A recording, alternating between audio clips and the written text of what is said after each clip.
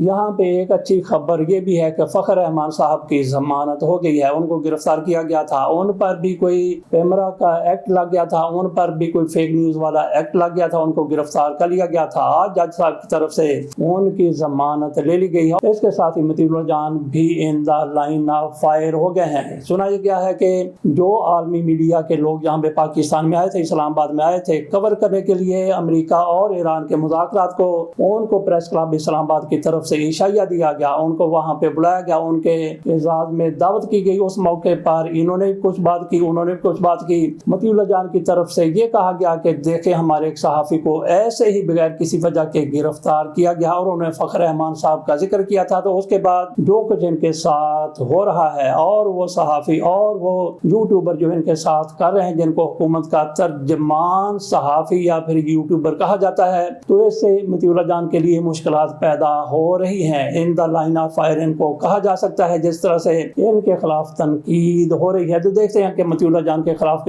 پرچہ بھی درج ہوتا ہے یا پھر ایسے تنقید پر ہی معاملہ ختم ہو جاتا ہے۔